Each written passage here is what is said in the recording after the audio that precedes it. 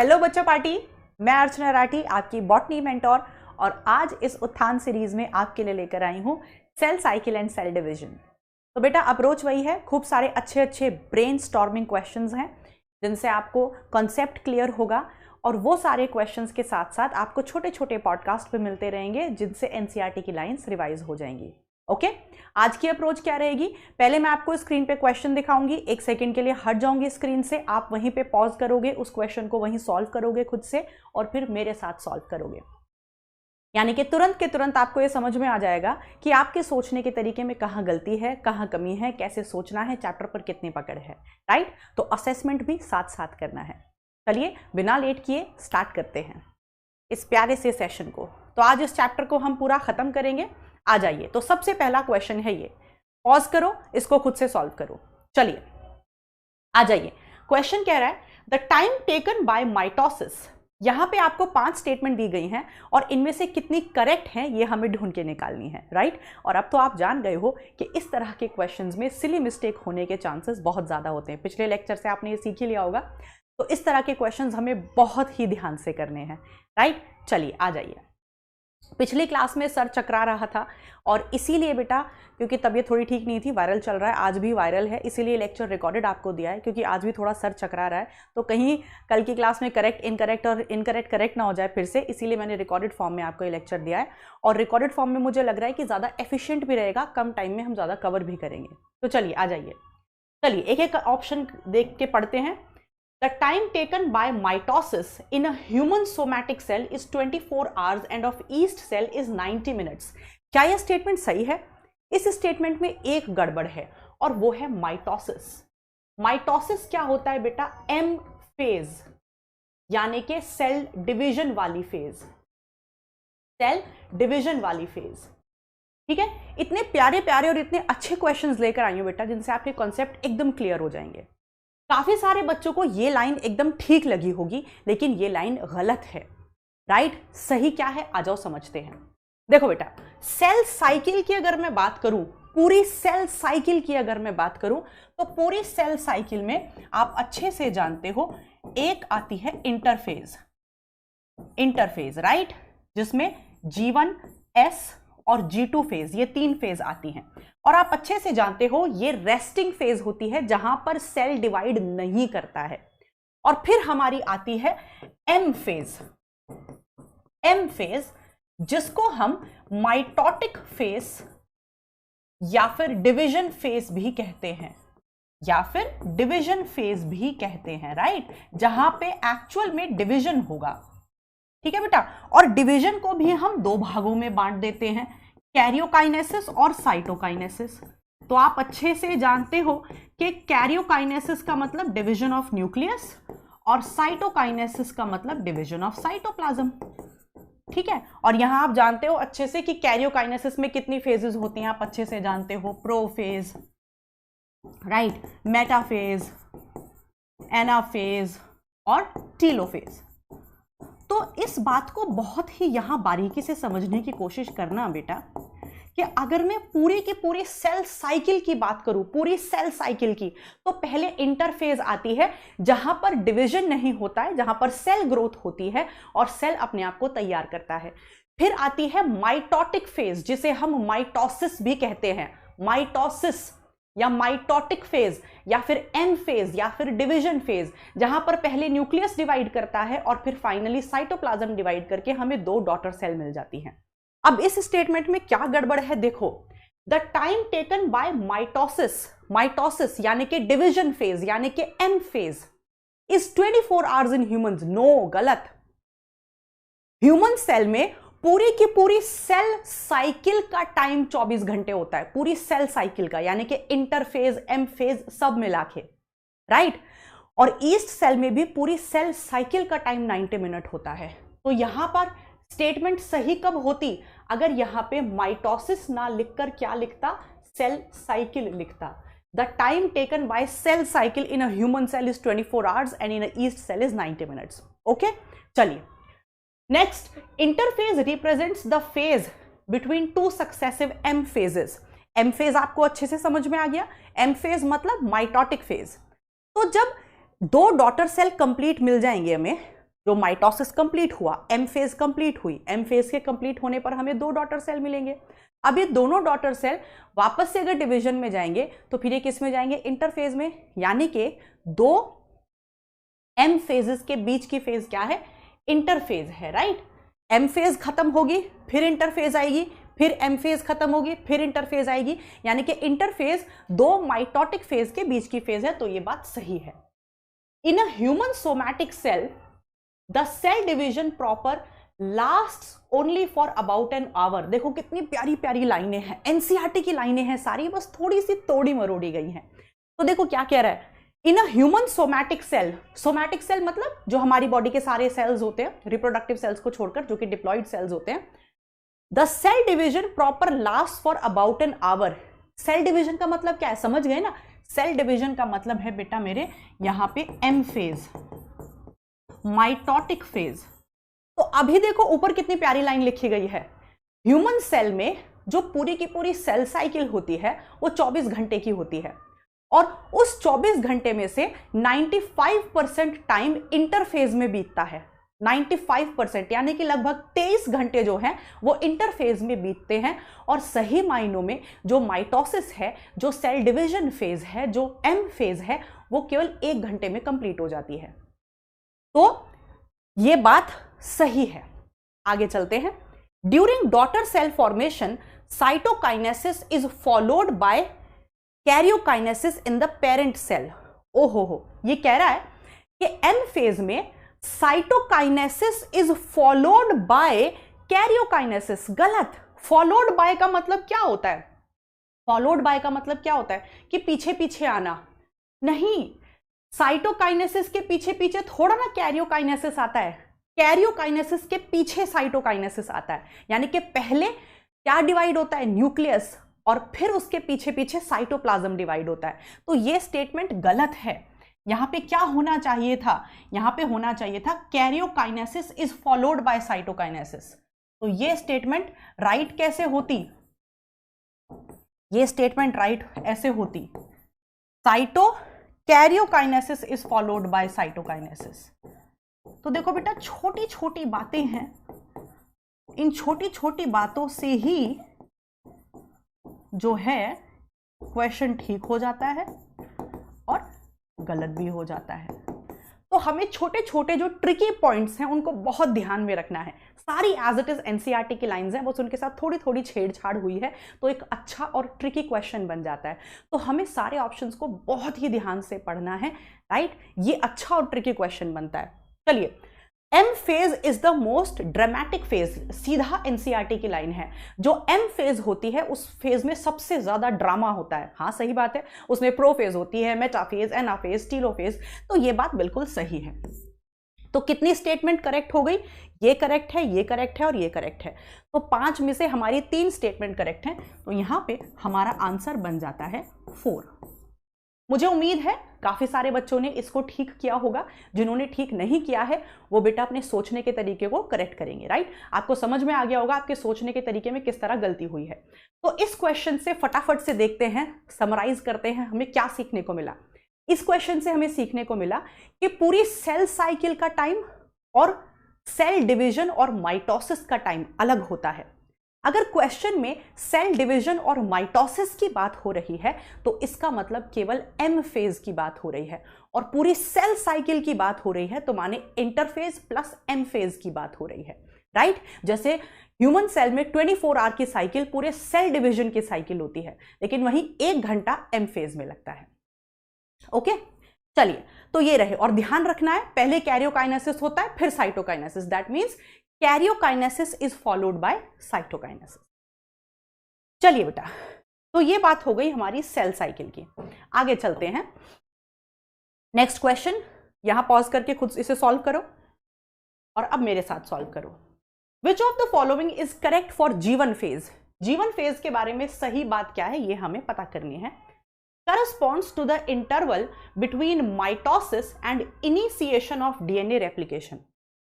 ये कह रहा है कि ये बीच की फेज है, माइटोसिस और इनिशिएशन ऑफ डीएनए रेप्लिकेशन के बीच की फेज है। माइटोसिस का मतलब तो अब हम समझ गए क्या है, माइटोसिस का मतलब है एम फेज, राइट। और initiation of DNA replication, DNA replication कहां होता है, सारा बच्चा अच्छे से जानता है, एस फेज में होता है।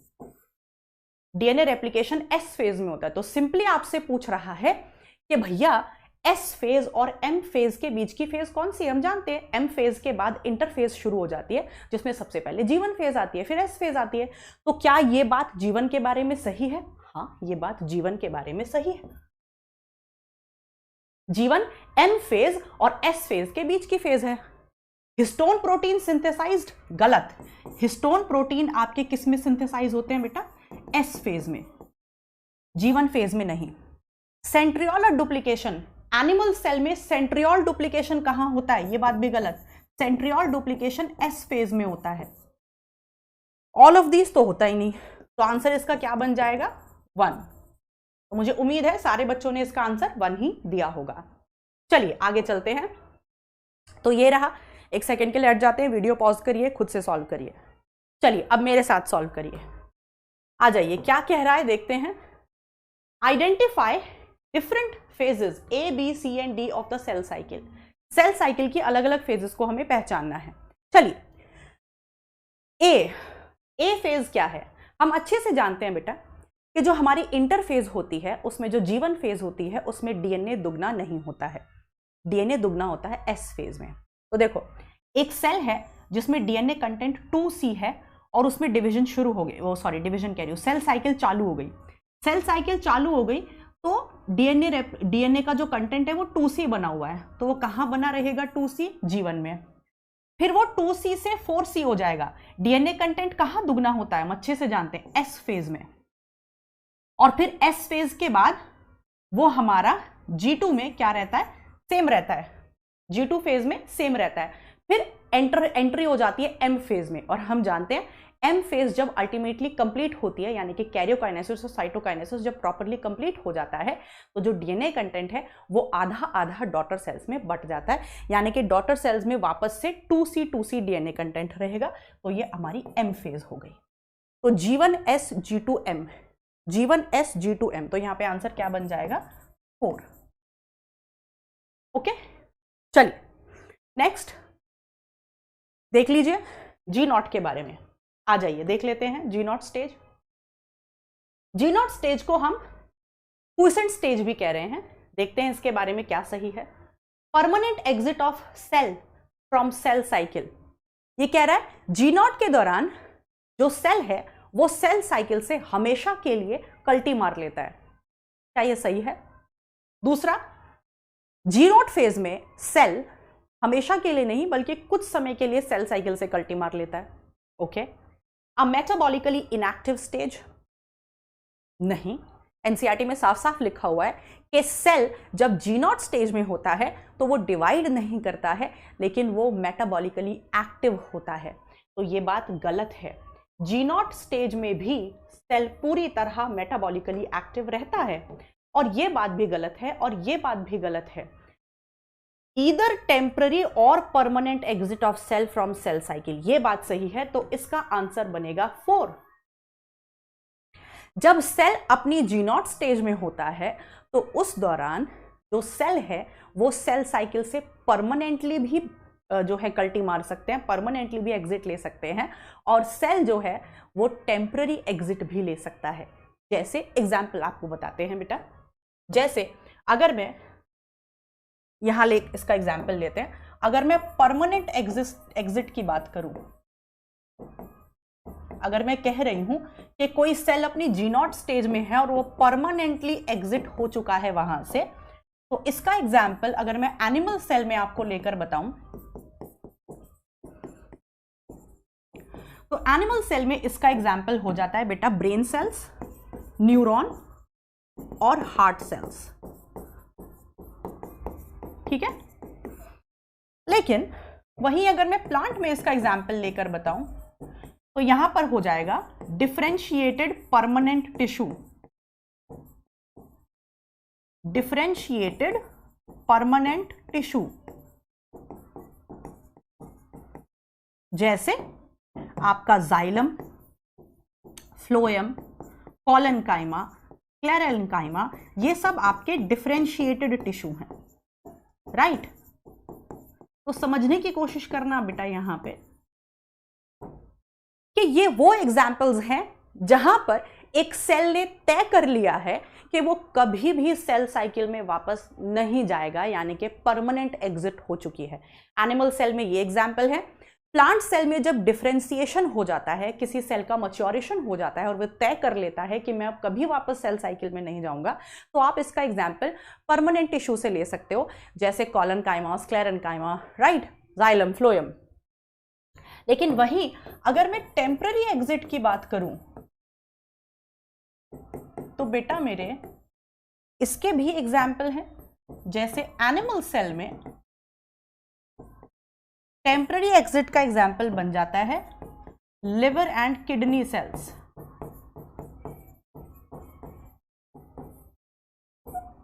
मतलब कि इंजरी होने पर, राइट, ये सेल्स ऑन डिमांड वापस से सेल साइकिल में बुलाए जा सकते हैं।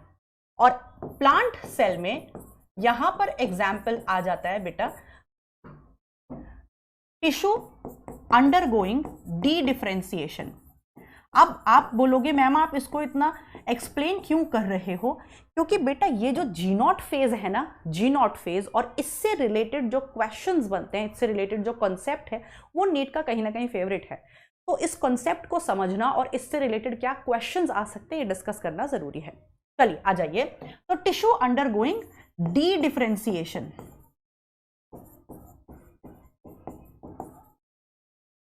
जैसे एग्जाम्पल यहां पे ले सकते हैं पेरेन्काइमा अंडरगोइंग डी डिफरेंशिएशन।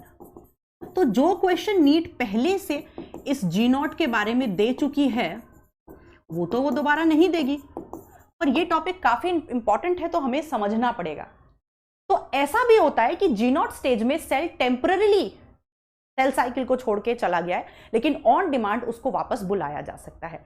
जैसे प्लांट सेल में आपने एनाटॉमी पढ़ी होगी बेटा कि एनाटॉमी में जब सेकेंडरी ग्रोथ होती है डाइकॉट्स में, तो जब हमें कैम्बियम बनाना होता है सेकेंडरी, राइट, सेकेंडरी ग्रोथ के केस में जब हमें सेकेंडरी मेरिस्टेम बनाना होता है, तो वहां पे जो पेरेन्काइमेटा सेल्स होते हैं जो कि डिफरेंशिएटेड सेल्स होते हैं, वही जब पेरेन्काइमा का सेल जो है उसने डिवाइड करना छोड़ दिया है, लेकिन प्लांट की डिमांड पर जो पेरेन्काइमा का सेल है वो फिर से वापस सेल डिवीजन में आ जाता है, और इस प्रोसेस को हम कहते हैं डी डिफरेंशिएशन, जिससे सेकेंडरी मेरिस्टेम बनता है, जैसे कॉर्क कैम्बियम और वैस्कुलर कैम्बियम। तो ये एग्जाम्पल्स हैं टेम्पररी एग्जिट, परमानेंट एग्जिट के, और ये एग्जाम्पल हैं टेम्पररी एग्जिट के। यानी कि यहां से प्रूव होता है कि हम पूरी तरह ये नहीं कह सकते कि जी नॉट में सेल हमेशा परमानेंटली एग्जिट करेगा, या हम ये भी नहीं कह सकते कि जी नॉट में सेल हमेशा टेम्पररी एग्जिट लेगा। हमें क्या कहना चाहिए कि जब सेल जी नॉट में होगा तो वो टेम्पररी एग्जिट भी ले सकता है और परमानेंट एग्जिट भी ले सकता है। ठीक है, चलिए। और सही मायनों में तो एग्जिट वर्ड यूज करने की बजाय अगर टेम्पररी एग्जिट है बेटा, अगर जी नॉट स्टेज में टेम्पररी एग्जिट है, तो सही मायनों में हमें शब्द इस्तेमाल करना चाहिए सस्पेंशन फ्रॉम सेल साइकिल। तो सही मायनों में, ये भी नीट का क्वेश्चन था, तो सही मायनों में जब जी नॉट स्टेज में सेल होता है तो वो सेल साइकिल को सस्पेंड करता है, क्योंकि ऐसा हो सकता है कि उसे वापस बुलाया जा सके ऑन डिमांड, राइट। तो suspension word is more appropriate for G nought stage. चलिए आगे चलते हैं। ये रहा क्वेश्चन, फटाफट से पॉज करो स्क्रीन और जल्दी से इसे सॉल्व करो। चलिए अब मेरे साथ सॉल्व करते हैं। हमें प्रोफेज के बारे में करेक्ट स्टेटमेंट ढूंढ के निकालनी है। आ जाइए देखते हैं। Prophase is marked by the initiation of condensation of chromatin material. Chromatin material धीरे धीरे कंडेंस होने लगता है और वही शुरुआत है प्रोफेज की। ये बात बिल्कुल सही है। The chromosomal material becomes untangled during the process of chromatin condensation. बिल्कुल सही है।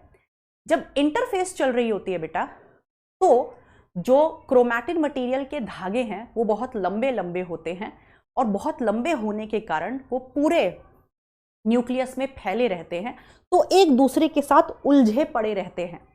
लेकिन जब धीरे धीरे प्रोफेज के दौरान इन क्रोमैटिन फाइबर्स को सुखोड़ा जाता है, कंडेंस किया जाता है, तो ये एक दूसरे से अलग होने लगते हैं, सुलझने लगते हैं।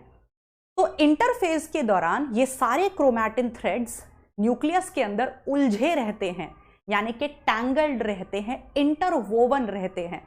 लेकिन जब प्रोफेज में कंडेंसेशन चालू हो जाता है तो ये धीरे धीरे एक दूसरे से सुलझने लगते हैं, यानी कि अनटैंगल होने लगते हैं। तो ये बात सही है। In the S and G2 phases, the new DNA molecules formed are not distinct but interwound। ये कह रहा है कि S फेज में और G2 फेज में जो डीएनए मॉलिक्यूल्स हैं, यानी कि जो क्रोमैटिन फाइबर्स हैं, वो एक दूसरे से अलग अलग ना होने की बजाय एक दूसरे में गुथे रहते हैं, एक दूसरे में उलझे रहते हैं, इंटरवाउंड रहते हैं। हाँ, सही बात है, मैंने अभी आपको बताया इंटरफेज में वो एक दूसरे से गुथे रहते हैं। Nuclear envelope remains intact through out the prophase. ये बात गलत है। वो कह रहा है कि न्यूक्लियस की जो मेम्ब्रेन होती है वो पूरी प्रोफेज में बनी रहती है। नहीं, हम जानते हैं लेट प्रोफेज में न्यूक्लियर मेम्ब्रेन डिसइंटीग्रेट हो जाती है, खत्म हो जाती है, गायब हो जाती है। At the end of prophase, when viewed under microscope, a cell shows distinct Golgi ERN nucleolus. वो कह रहा है प्रोफेज जब खत्म हो जाती है तो भी हमें सेल के अंदर प्रॉपर गोल्जी बॉडी, न्यूक्लियोलस और ये आपका एंडोप्लाज्मिक रेटिकुलम दिखाई देता है। गलत। प्रोफेज के अंत आने पर nucleolus, endoplasmic reticulum, Golgi apparatus से गायब हो जाते हैं। तो ये बात भी गलत है। राइट। चलिए, तो दो बातें गलत हो गई और कितनी स्टेटमेंट सही हो गई? 1, 2, 3। तो हमारी 3 स्टेटमेंट सही हैं, तो इसका आंसर हो गया 1। ओके, तो ये प्रोफेज की कहानी हो गई। राइट बेटा। चलिए, तो यही इसी क्वेश्चन के साथ साथ मैं प्रोफेज के बारे में आपको एक छोटा सा पॉडकास्ट दे देती हूं जिसमें एनसीईआरटी की साइडलाइन कवर हो जाएंगी फटाफट से। प्रोफेज के बारे में एनसीईआरटी कहती है प्रोफेज शुरू होती है with the condensation of chromatin material, जिसकी वजह से जो क्रोमैटिन फाइबर्स हैं वो अनटैंगल हो जाते हैं, सुलझ जाते हैं। प्रोफेज के दौरान, ध्यान से सुनना, प्रोफेज के दौरान अगर मैं एनिमल सेल की बात करूं तो वहां पाया जाता है सेंट्रोजोम। कहां? साइटोप्लाज्म में। एनिमल सेल के साइटोप्लाज्म में जो सेंट्रोजोम होता है, राइट, वो जोड़ों में होते हैं, एक जोड़ा दूसरा जोड़ा। और आप जानते हो एक सेंट्रोजोम में 2 सेंट्रियोल होते हैं। तो एक सेंट्रोजोम ये और एक सेंट्रोजोम ये कहां डुप्लीकेट हो चुके हैं? ये सेंट्रोजोम एस फेज में। तो एनिमल सेल में एस फेज में ये सेंट्रोजोम डुप्लीकेट हो चुके थे साइटोप्लाज्म में। अभी प्रोफेज में क्या होता है कि ये जो जोड़ा है सेंट्रोजोम का एनिमल सेल के साइटोप्लाज्म में, ये धीरे धीरे टुवर्ड्स पोल मूव करता है, धीरे धीरे टुवर्ड्स पोल मूव करता है। और ये जो सेंट्रोजोम है, इनमें से कुछ धागे निकलने लगते हैं शुरुआत में, जिन्हें हम बोलते हैं एस्ट्रल रेज। ध्यान से सुनना, बहुत इंपॉर्टेंट पॉइंट है। ये एक सेंट्रोजोम, ये दूसरा सेंट्रोजोम, राइट, इसमें से एस्ट्रल रेज निकलना शुरू हो गई और यही एस्ट्रल रेज आगे जाके स्पिंडल फाइबर बनाएंगी। तो ये पूरा का पूरा जो अपैरेटस बनके तैयार हुआ, मैंने इसे बोला एस्टर। ये सेंट्रोजोम आपको नजर आ रहा है और इससे एस्ट्रल रे निकल गई हैं, तो मैंने इसे बोला है एस्टर। तो अभी सेल के अंदर कितने एस्टर हैं? अभी सेल के अंदर 2 एस्टर्स हैं। और एनसीईआरटी कहती है कि ये जो दोनों एस्टर हैं, इन दोनों को मिलाकर हम कहते हैं माइटोटिक अपैरेटस। ये दोनों एस्टर्स को मिलाकर हम कहते हैं माइटोटिक अपैरेटस, जो एनिमल सेल के साइटोप्लाज्म में प्रेजेंट है।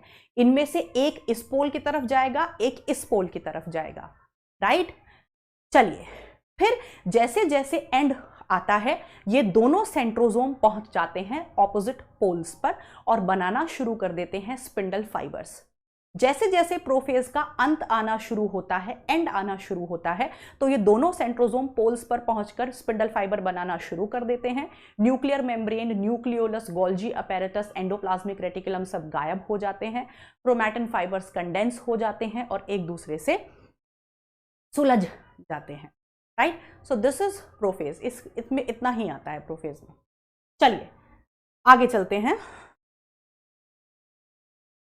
अब एक असर्शन रीजन का क्वेश्चन कर लेते हैं बेटा, आ जाइए। कुछ छूटा तो नहीं, मुझे एक बार सोचने दीजिए, सब कुछ हो गया है प्रोफेज के बारे में। हाँ, माइटोटिक अपैरेटस ध्यान रखना, राइट। और प्लांट सेल में सेंट्रोजोम नहीं होता है, तो बच्चे पूछते हैं वहां स्पिंडल फाइबर कैसे बनेंगे मैम? वहां साइटोप्लाज्म में जो माइक्रोट्यूब्यूल्स प्रेजेंट होते हैं वो स्पिंडल फाइबर्स बनाते हैं। चलिए आ जाइए, रीजन असर्शन बच्चों को बहुत प्रॉब्लम होती है, रीजन असर्शन कैसे सॉल्व करना है। और सबसे ज्यादा कंफ्यूजन होता है ए और बी में, बहुत क्लोज होते हैं, क्योंकि वो कई बार हमें नहीं समझ में आता, ए और बी दोनों स्टेटमेंट असर्शन रीजन दोनों सही हैं, पर हमें ये समझ में नहीं आता कि ये इसका करेक्ट एक्सप्लेनेशन है या नहीं। तो ऑप्शन ए और बी में काफी ज्यादा कंफ्यूजन होता है, तो मैं आपको सिखाती हूँ वो कैसे सोचना है। आ जाइए। Some cells undergo G0 phase due to inactivation of cell cycle. ये कह रहा है कि कुछ ऐसे सेल्स होते हैं जो G0 फेज में चले जाते हैं, आगे डिवाइड नहीं करते क्योंकि सेल साइकिल इनएक्टिवेट हो जाती है। बिल्कुल सही बात है। कई बार सेल्स में जो माइटोजन्स होते हैं, माइटोजन क्या होते हैं? जो माइटोसिस करवाते हैं, जैसे साइक्लिन डिपेंडेंट काइनेजेस, कुछ प्रोटीन्स होते हैं जो माइटोसिस कराते हैं, उनके कम होने के कारण या ना बनने के कारण सेल साइकिल इनएक्टिवेट हो जाती है और सेल G0 फेज में चला जाता है। तो ये स्टेटमेंट ट्रू है। Cells at this stage remain metabolically active but no longer proliferate. कह रहा है कि इस स्टेज में जो सेल्स होते हैं वो मेटाबॉलिकली एक्टिव रहते हैं, बस प्रोलिफरेट नहीं करते, माने डिवाइड नहीं करते। ये बात भी सही है, यानी कि दोनों बातें सही हैं। लेकिन अब मुझे ये सोचना है कि नीचे लिखी हुई बात ऊपर वाली बात का करेक्ट एक्सप्लेनेशन है क्या? वो क्यों समझाती है, क्यों? आ जाइए देखते हैं। Some cells undergo G0 phase due to inactivation of cell cycle। मैंने ये लाइन पढ़ी, अब मेरे दिमाग में आना चाहिए क्यों, ऐसा क्यों होता है कि कुछ सेल्स G0 फेज में चले जाते हैं।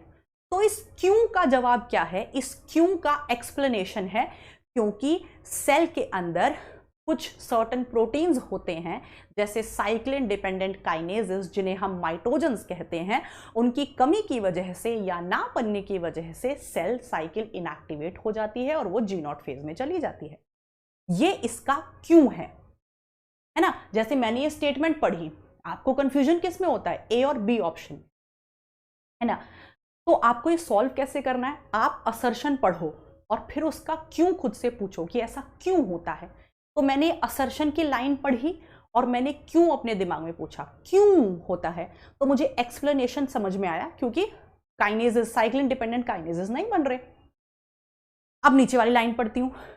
नीचे वाली लाइन कह रही है कि इस स्टेज में जो सेल्स हैं वो इनएक्टिव, मेटाबॉलिकली एक्टिव रहते हैं लेकिन डिवाइड नहीं करते। तो ये बात भी सही है, पर वो ऊपर वाली लिखी हुई बात का क्यों नहीं है। समझ रहे हो?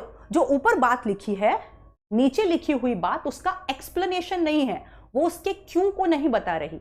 वो एक अलग से बात है जो उसके बारे में सही है। G0 फेज के बारे में नीचे लिखी हुई बात सही है, पर वो ये नहीं समझा रही कि क्यों कुछ सेल्स G0 फेज में चले जाते हैं। बात समझ में आई? तो इसके चलते इसका आंसर होगा बी, ए नहीं होगा। मुझे पता है काफी सारे बच्चों ने इसका आंसर ए अपने मन में सोचा होगा, पर ए क्यों नहीं है, बी क्यों है? समझ में आ गया बेटा? जब भी हम ऊपर असर्शन पढ़ेंगे तो हम उसका क्यों पूछेंगे, और अगर उसका क्यों नीचे वाली स्टेटमेंट नहीं समझा रही है तो इसका मतलब ऑप्शन बी है, और अगर नीचे वाली स्टेटमेंट उसका क्यों हमें समझा रही है तो ऑप्शन ए होगा। राइट? चलिए, तो ये ए कब होता? इसका आंसर ए कब होता? जब नीचे लिखा रहता cells go in G0 phase due to non formation और inadequate formation of some proteins like kinases and cyclin dependent kinases। Okay, चलिए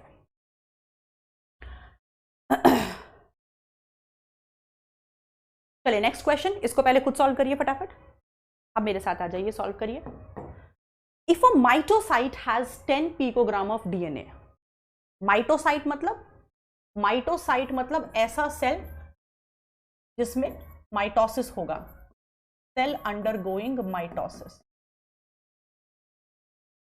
बहुत ही अच्छे अच्छे क्वेश्चंस लेकर आएंगे बेटा आपके लिए, जिससे आपका पूरा कॉन्सेप्ट खुलेगा। अ meiocyte has 10 picogram of DNA. ठीक है, एक ऐसा सेल जिसमें माइटोसिस होने वाला है, उसमें 10 पिकोग्राम डीएनए है। और उसमें 16 क्रोमोसोम है उसकी जीवन फेज में, then which of the following is correct. तो हमें करेक्ट ढूंढना है। वो कह रहा है एक सेल है, ये सेल अभी अपनी जीवन फेज में है और अपनी जीवन फेज में इसके अंदर कितना डीएनए कंटेंट है, इसके अंदर 10 पिकोग्राम डीएनए कंटेंट है। तो आपको सही ढूंढकर निकालना है। तो ये कह रहा है S phase will have 5 picogram of DNA. अबे एस फेज में तो डीएनए कंटेंट दुगना हो जाता है, यानी कि एस फेज में तो कितना डीएनए कंटेंट होना चाहिए था, 20 पिकोग्राम। ये बात गलत है। The cell at anaphase stage will have 20 picogram of DNA and a total of 32 chromosomes. देखो क्वेश्चन को सॉल्व करने का तरीका क्या होता है, जो आपको जटिल सी स्टेटमेंट लग रही है उसे एक सेकंड के लिए छोड़ दो, पहले आसान स्टेटमेंट्स को रूल आउट कर लो फटाफट से। पहले नीचे वाला पढ़ लेते हैं। G2 phase will have 8 chromosomes. क्यों भाई, हम जानते हैं कि क्रोमोसोम का नंबर तो बढ़ता ही नहीं है, एस फेज के बाद भी क्रोमोसोम का नंबर वही रहता है, सिर्फ डीएनए कंटेंट दुगना होता है भाई। तो क्रोमोसोम तो जितने जीवन फेज में है उतने ही G2 फेज में होंगे, एस फेज में क्रोमोसोम थोड़ी ना बढ़े। तो 8 कहां, 16 ही होने चाहिए थे, गलत।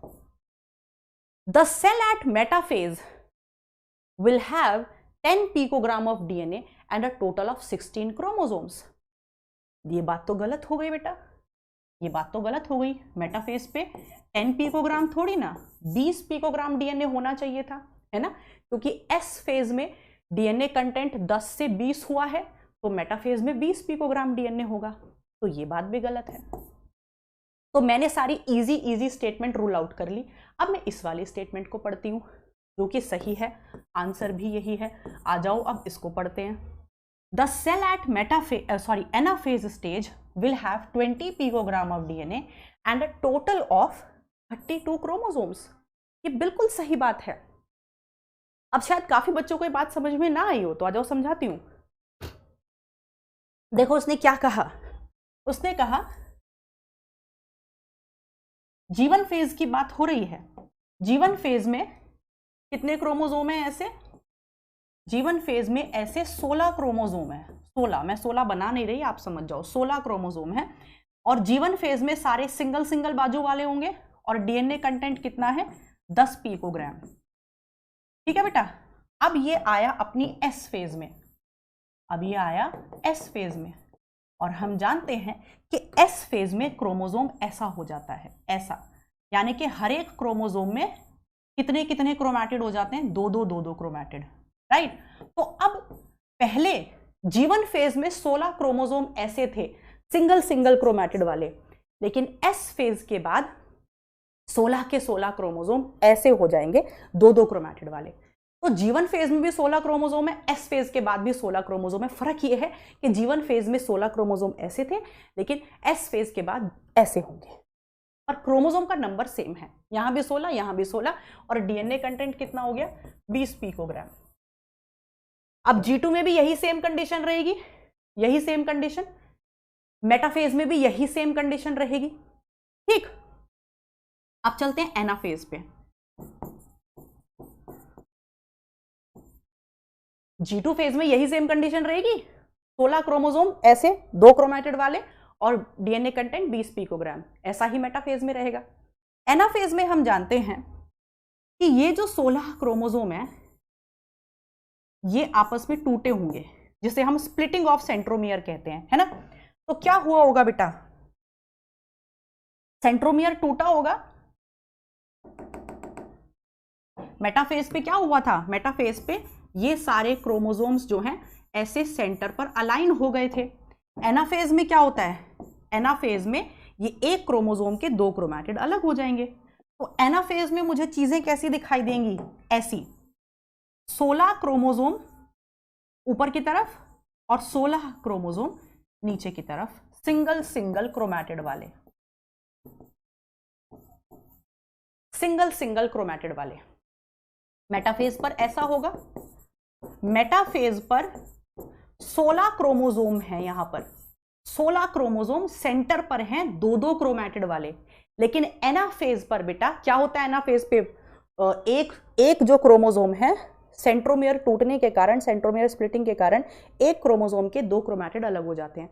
और एनसीईआरटी साफ साफ कह रही है कि जैसे ही एक सिंगल क्रोमोसोम के ये 2 क्रोमैटिड अलग होते हैं तो अब मैं इसे क्रोमैटिड नहीं कहती हूं, अब मैं इसे डॉटर क्रोमोसोम कहती हूं, फ्यूचर डॉटर क्रोमोसोम। ये एनसीईआरटी की लाइन है कि एनाफेज के दौरान जब सेंट्रोमियर टूटता है और एक क्रोमोसोम के 2 क्रोमैटिड अलग हो जाते हैं तो अब ये क्रोमैटिड नहीं बल्कि फ्यूचर डॉटर क्रोमोसोम कहलाता है। तो 16 डॉटर क्रोमोसोम ऊपर की तरफ हैं, 16 नीचे हैं। तो आप देख पा रहे हो कि एनाफेज के दौरान पूरे के पूरे सेल में टोटल कितने क्रोमोसोम आपको नजर आ रहे हैं? 16 और 16 32। फर्क यह है कि यहां पर जो 32 क्रोमोसोम्स हैं,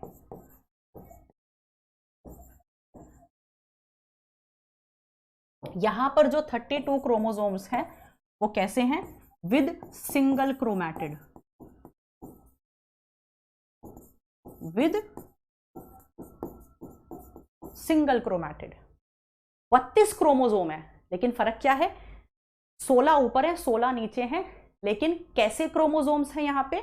ऐसे सिंगल क्रोमैटिड वाले 32 क्रोमोसोम प्रेजेंट हैं यहां पे। और पूरे के पूरे सेल में डीएनए कंटेंट कितना होगा बेटा? पूरे के पूरे सेल में डीएनए कंटेंट वही है 16, ये 10 ऊपर 10 नीचे, तो डीएनए कंटेंट वही 20 पिकोग्राम है। अब यहां पे एक तरह का क्वेश्चन और पूछा जाता है। यहां पे उसने पूछा पूरे सेल में एनाफेज के दौरान कितने टोटल क्रोमोसोम है। तो अगर मैं पूरे सेल में देखूं तो एनाफेज के दौरान पूरे सेल में 32 क्रोमोसोम्स हैं सिंगल क्रोमैटिड वाले, और पूरे सेल में टोटल डीएनए कंटेंट 20 पिकोग्राम है। 10 पिकोग्राम इस वाले पोल पे, 10 पिकोग्राम इस वाले पोल पे। बट गया ना? लेकिन सवाल ऐसे भी पूछ सकता था वो कि एनाफेज के दौरान ईच पोल पे, हर एक पोल पे बताओ कितने क्रोमोसोम हैं। तो उसने, अगर वो पूरे सेल में पूछ रहा है तो 32, लेकिन अगर वो इसी ऑप्शन को ऐसे बोलता कि एनाफेज के दौरान ईच पोल पे कितने क्रोमोसोम है, तो जवाब क्या देते? 16 क्रोमोसोम। और ईच पोल पे डीएनए कंटेंट कितना होता? 10 पिकोग्राम। तो ये क्वेश्चन ऐसे भी पूछा जा सकता है। ठीक है बेटा, आ जाओ। तो ये स्टेटमेंट सही है, इसके लिए इसका आंसर बन जाएगा 2। चलिए आगे चलते हैं। नेक्स्ट बढ़िया क्वेश्चन, पहले खुद सॉल्व करो। The liquid endosperm of कोकस nucifera, Cocos nucifera the scientific name of coconut. तो वो कह रहा है कि कोकोनट की जो एंडोस्पर्म होती है, जो लिक्विड एंडोस्पर्म होती है, जो आप नारियल पानी पीते हो, वो कैसे बनती है? एनसीईआरटी की लाइन है। Mitosis without involving cytokinesis, mitosis involving cytokinesis, amitosis without cytokinesis, और माइटोसिस विद। ये भी गलत, ये भी गलत, ये भी गलत। तो इसका आंसर हो जाएगा 1। एनसीईआरटी में साफ साफ लिखा गया है कि ऐसी सिचुएशन जब माइटोसिस के बाद, राइट, ऐसी सिचुएशन जहां पर माइटोसिस में कैरियोकाइनेसिस के बाद साइटोकाइनेसिस ना हो। एम फेज में माइटोसिस के दौरान कैरियोकाइनेसिस के बाद साइटोकाइनेसिस ना हो, तो ऐसी स्टेज में मल्टी न्यूक्लिएटेड कंडीशन अराइज होती है, जिसे हम सिनसाइटियम कहते हैं। सिनसाइटियम, मल्टी न्यूक्लिएटेड कंडीशन। एनसीईआरटी की लाइन है साफ साफ। तो जो लिक्विड एंडोस्पर्म नारियल पानी हम पीते हैं वो फ्री न्यूक्लियर डिवीजन से बनता है। कैसे बनता है? वो liquid endosperm free nuclear division से बनती है, माने ऐसी डिवीजन जहां पे एम फेज के दौरान कैरियोकाइनेसिस के बाद साइटोकाइनेसिस तुरंत नहीं हो रहा है, और यहां ऐसी सिचुएशन को हम सिनसाइटियम कहते हैं। तो आंसर बन जाएगा ये। एमाइटोसिस क्या होता है बेटा?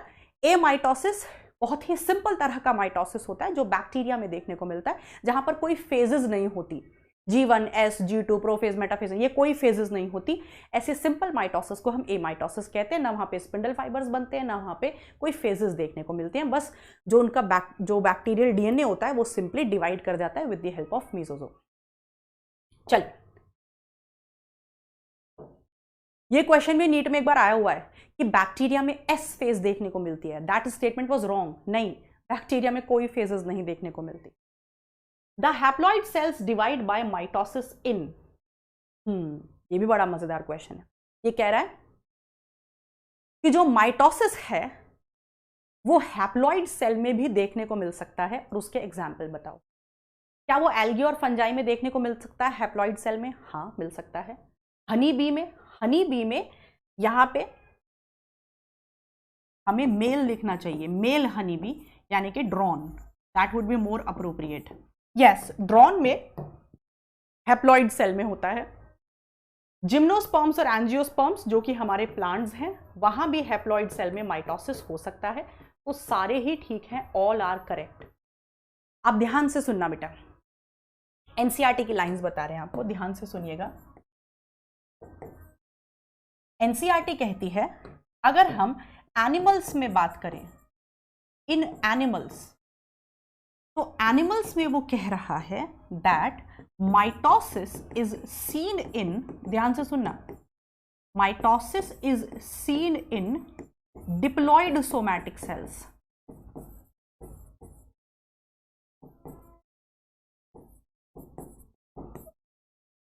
एनिमल्स के केस में माइटोसिस अक्सर देखने को मिलता है डिप्लॉयड सोमैटिक सेल्स में। डिप्लॉयड, मेरी बॉडी का हर एक सेल डिप्लॉयड है और सोमैटिक है, सिर्फ किसको छोड़कर? हमारे जर्म सेल्स को छोड़कर, रिप्रोडक्टिव सेल्स को छोड़कर, राइट, जो एग सेल्स हैं। तो बेटा जनरली एनिमल्स में जो माइटोसिस है वो डिप्लॉयड सेल्स में देखने को मिलता है, और सोमैटिक सेल्स जो रिप्रोडक्टिव नहीं है। प्लांट्स में और लोअर प्लांट्स में आपका जो माइटोसिस होता है वो both haploid and diploid cells. ये बहुत ही प्यारी लाइन है, और ये नीट में, ये वाली लाइन नीट में आने की संभावना बनी रहती है, both haploid and diploid cells. Plants में, लोअर प्लांट्स जैसे एल्गी में, फंजाई में, जहां पर उनकी बॉडी में, आप उनकी लाइफ साइकिल में आपको हैप्लॉइड बॉडी भी देखने को मिल रही है, वहां भी माइटोसिस हो सकता है, और डिप्लॉयड सेल में भी माइटोसिस हो सकता है। जैसे अगर मैं हायर प्लांट्स का एग्जांपल लूं, जिम्नोस्पर्म्स और एंजियोस्पर्म्स, तो आपने sexual reproduction in flowering plant में पढ़ा होगा, आप आगे जाके पढ़ोगे कि जो माइक्रोस्पोर बनता है, माइक्रोस्पोर किसका प्रोडक्ट होता है? मियोसिस का। माइक्रोस्पोर एक हैप्लॉइड सेल होता है, लेकिन उस माइक्रोस्पोर में फिर माइटोसिस होकर पोलन ग्रेन बनता है, राइट। यानी कि प्लांट्स के केस में हैप्लॉइड सेल में भी माइटोसिस हो सकता है और डिप्लॉयड सेल्स में भी माइटोसिस हो सकता है, लेकिन एनिमल सेल में आपको जनरली डिप्लॉयड सेल में। लेकिन यहां पर एक्सेप्शन होती है, और यहां एक्सेप्शन है ड्रोन्स। जो मेल हनी बी होती है, आपको पता है उसकी मेन बॉडी हैप्लॉइड होती है, और उसमें जो गैमीट होते हैं, जो हनी बी में मेल्स होते हैं, उसमें गैमीट भी माइटोसिस से ही बनते हैं, मियोसिस से नहीं बनते, क्योंकि उसके पास है ही हैप्लॉइड सेल्स, राइट। चलिए आगे चलते हैं। एक क्वेश्चन है, इसको देखिए ध्यान से। The different shapes of chromosomes can be clearly studied during. देखो यहां पे दो क्वेश्चन बनते हैं। अगर आपको दो क्वेश्चन बनते हैं, ध्यान से सुनना। अगर आपको मॉर्फोलॉजी ऑफ क्रोमोसोम स्टडी करनी है, मॉर्फोलॉजी, माने क्रोमोसोम प्रॉपर कैसा होता है, उसके पास क्या क्या स्ट्रक्चर्स होते हैं, वो किस तरह का प्रॉपर दिखता है, अगर आपको पूरा डिटेल में जानना है, तो उसके लिए जो बेस्ट फेज होती है वो मेटाफेज होती है। लेकिन अगर आपको क्रोमोसोम की डिफरेंट शेप्स के बारे में जानना होता है, तो उसके लिए जो बेस्ट फेज होती है वो एनाफेज होती है, राइट। जैसे हम जानते हैं कि एनाफेज के दौरान एक ही क्रोमोसोम के जो दो क्रोमैटिड्स होते हैं वो टूट जाते हैं, और टूटने के बाद ऑपोजिट पोल की तरफ मूव करते हैं। तो जब ये सिंगल क्रोमैटिड ऑपोजिट पोल की तरफ मूव कर रहा होता है, ये क्रोमैटिड देखो, एक क्रोमैटिड इधर गया, एक क्रोमैटिड इधर गया। अब ये वाला जो क्रोमैटिड है, सपोज ये क्रोमोसोम सपोज सब मेटासेंट्रिक था, यानी कि इसका जो सेंट्रोमियर है वो बिल्कुल बीचों बीच में नहीं बल्कि इधर था, यहां था। तो अब ये सेंट्रोमियर यहां है और जो स्पिंडल फाइबर है वो सेंट्रोमियर से अटैच्ड है और वो इसको पकड़ के ऐसे खींच के लिए जा रहा है, ऐसे यूं। तो देखो कैसा हो जाएगा क्रोमोसोम, ऐसा। स्पिंडल फाइबर ने तो इस क्रोमैटिड को कहां से पकड़ा हुआ है, सेंट्रोमियर से, यहां से, और यहां से खींच के ले जा रहा है ऐसे। तो जब खींच के ले जाएगा तो इसकी जो दोनों आर्म्स हैं वो ऐसी हो जाएंगी, ऐसी। तो देखो आपको शेप नजर आ रही है, शेप नजर आ रही है। तो ये बड़ी प्यारी लाइन है जो एनसीईआरटी में लिखी हुई है कि एनाफेज के दौरान जब जो क्रोमैटिड्स हैं वो ऑपोजिट पोल पर, जो फ्यूचर डॉटर क्रोमोसोम हैं, ये ऑपोजिट पोल पर मूव कर रहे हैं, तो जो सेंट्रोमियर है इट मूव फॉरवर्ड, सेंट्रोमियर आगे आगे चलता है, और जो ये बाजुएं हैं, जो आर्म्स हैं, दे ट्रेल बिहाइंड, वो पीछे लटकी हुई आती हैं। तो सेंट्रोमियर को तो आगे की तरफ खींच लिया जाता है और जो आर्म्स हैं वो पीछे लटकी हुई आती हैं, जिसके चलते हमें क्रोमोसोम की शेप दिखाई देती है। मतलब अगर ये बिल्कुल बीचों बीच होता सेंट्रोमियर यहां पे, तो यहां से खींचता तो कैसा दिखाई देता, वी शेप दिखाई देता क्रोमोसोम। अगर थोड़ा ऊपर है तो कैसा दिखाई, मतलब अलग अलग शेप होंगी, वी शेप, आई शेप। अगर टीलोसेंट्रिक है ऐसे तो इधर से खींचेगा ऐसे, तो आई शेप हो जाएगा क्रोमोसोम, है ना। तो जो अलग अलग शेप है क्रोमोसोम की, V shape, J shape, L shape, I shape. V shape किस में दिखाई देगा आपको, प्रॉपर मेटासेंट्रिक क्रोमोसोम में। आई शेप किस में दिखाई देगी, टीलोसेंट्रिक में। एल शेप किस में दिखाई देगी आपका, सब मेटासेंट्रिक में। और जे शेप किस में दिखाई देगी, एक्रोसेंट्रिक में। तो जो डिफरेंट डिफरेंट टाइप के क्रोमोसोम्स की शेप है वो आपको कहां दिखाई देगी, एनाफेज, राइट। चलिए तो अब देखते हैं ये शेप्स जो हैं हमें कहां देखने को मिलेंगी। The alignment of chromosomes at the equator. Equator पे क्रोमोसोम का अलाइनमेंट कौन सी फेज में होता है, मेटाफेज में। इक्वेटर पर सारे क्रोमोसोम्स कहां अलाइन होते हैं, मेटाफेज पर। मेटाफेज में तो नहीं हमें देखने को मिलता। The poleward movement of chromosomes, chromosome poles की तरफ कौन सी फेज पे मूव करते हैं, एनाफेज में। यानी कि इस वाली लाइन में एनाफेज की बात हो रही है। The phase when Golgi complex and ER disappears, prophase की बात हो रही है। The phase when synthesis of amino acid of histone proteins occur, यानी कि एस फेज की बात हो रही है। तो ऑब्वियसली हम आंसर जानते हैं। इसने एनाफेज ना कह के सीधा सीधा कान को ऐसे पकड़ने की बजाय ऐसे पकड़ लिया, तो एनाफेज ना कह के ये कह दिया ऐसी फेज जिसमें क्रोमोसोम पोल्स की तरफ मूव करते हैं। तो इसका आंसर हो जाएगा 2। चलिए next, which of the following is correct for anaphase. Anaphase के बारे में क्या सही है, आ जाइए देखते हैं। ये माइटोसिस की सबसे छोटी फेज है, हाँ ये सही बात है। Centromeres split and chromatids separate, इस केस में जो सेंट्रोमियर है वो टूट जाता है और एक क्रोमोसोम के 2 क्रोमैटिड सेपरेट हो जाते हैं, ये बात सही है। Chromatid move towards the opposite pole, और ये क्रोमैटिड ऑपोजिट पोल की तरफ मूव करते हैं, ये बात भी सही है। तो ऑल ऑफ दीज। और इन्हीं क्रोमैटिड्स को हम क्या कहते हैं अकॉर्डिंग टू एनसीईआरटी, इन्हीं क्रोमैटिड्स को हम कहते हैं फ्यूचर डॉटर क्रोमोसोम्स। इन्हें जब ये सेपरेट हो जाते हैं, जब ये क्रोमैटिड सेपरेट होकर ऑपोजिट पोल पर पहुंच जाते हैं, तो फिर हम इन्हें क्रोमैटिड्स नहीं कहते, फिर हम इन्हें फ्यूचर डॉटर क्रोमोसोम्स कहते हैं। चलिए नेक्स्ट, मैच द कॉलम करना है, आ जाइए। वेरी गुड, पहले खुद सॉल्व करो फिर मेरे साथ। प्रोफेज, प्रोफेज में क्या होता है, प्रोफेज में initiation of condensation of chromatin material, हम जानते हैं क्रोमैटिन मटेरियल कंडेंस होना शुरू हो जाता है। मेटाफेज, मेटाफेज में आपके जो स्पिंडल फाइबर्स हैं वो काइनेटोकोर से अटैच हो जाते हैं। हम जानते हैं मेटाफेज में जो क्रोमोसोम होता है उसका सेंट्रोमियर के चारों तरफ जो प्रोटीनेशियस डिस्क होती है काइनेटोकोर, उससे स्पिंडल फाइबर अटैच हो जाता है। एनाफेज, एनाफेज में centromere of chromosome lie towards pole, अभी मैंने बताया सेंट्रोमियर जो होता है वो पोल की तरफ मूव करता है और जो आर्म्स है वो पीछे लटकी हुई आती हैं। सेंट्रोमियर ऑफ क्रोमोसोम, क्रोमोसोम का जो सेंट्रोमियर है वो आगे की तरफ मूव करता है और जो क्रोमोसोम की आर्म्स है वो पीछे लटकी हुई आती हैं। एनाफेज की बात हो रही है। Telophase, nucleolus, Golgi and ER reform. ठीक है बेटा। तो प्रोफेज में हमारा आ जाएगा इनिशिएशन ऑफ कंडेंसेशन, तो सेकंड आ गया। मेटाफेज में spindle fibres get connected to kinetochore.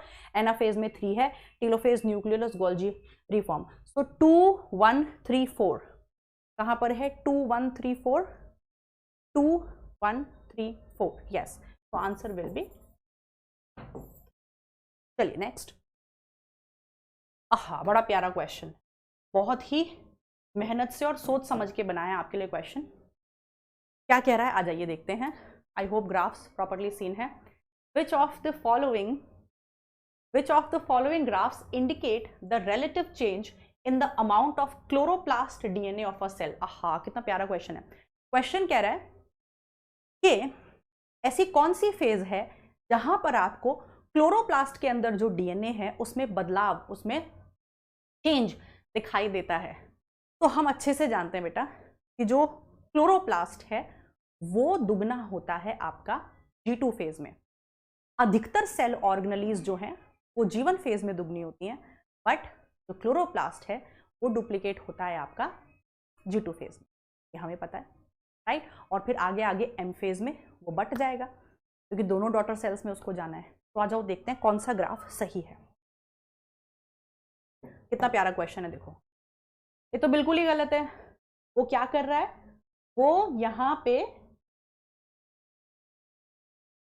2C से 4C S फेज में ही ले आ रहा है, S फेज में ही ले आ रहा है। नहीं, S फेज में दुगना नहीं होता क्लोरोप्लास्ट का डीएनए, तो ये गलत।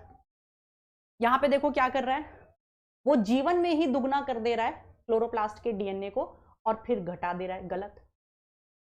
यहां देखो, यहां उसने क्या किया, S फेज तक बोला सेम है, G2 में एकदम से बढ़ता है और फिर घटता है।